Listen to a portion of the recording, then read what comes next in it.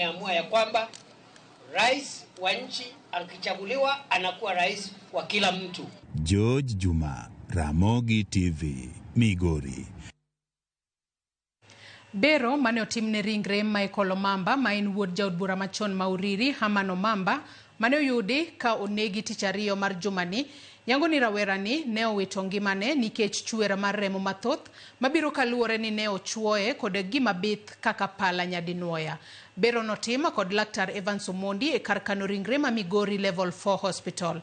Lipod ni biro e kinde ma familia mar mosenindo dwaro mondo bila oru chenro mar timo nonro mondo ong'e ng'at mane onego rawerani kendo kaune okang' mar chik. Okil mar familia ni Nelson Jura wacho ni mosenindo Michael ne owuok posta mayudore e chuny boma ma Migori e kar saa 8 otieno kane pok oyuda ka owito ngimane. He was stabbed in 3 areas. There were 2 on the left side of the chest, and there was 1 on the left buttock. So, from my findings, the one on the left buttock was deep around 6 centimeters. Though it was just in the tissue, it did not injure any big blood vessel.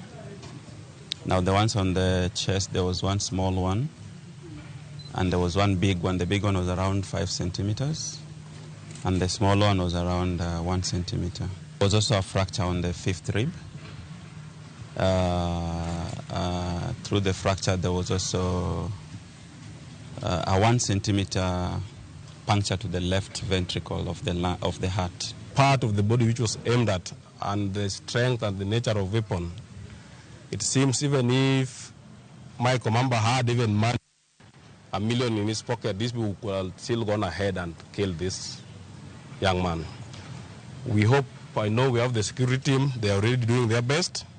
We're also pursuing a number of theories. We want to request the security team. We had the representative here whom I think has left. That nothing more, nothing less. What we want as a family is justice.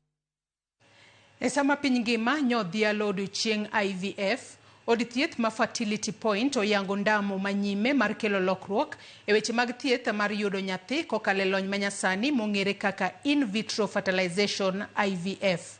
Fertility Point olero ni sani koro gichako chenro mar kelo thieth makamano machiegni gi jopiny kendo neno ni gikonyo e kedo gi akweda ka giyango biro tiyo machiegni gi ute lamo, skunde kaachiel kod kuonde tije mar neno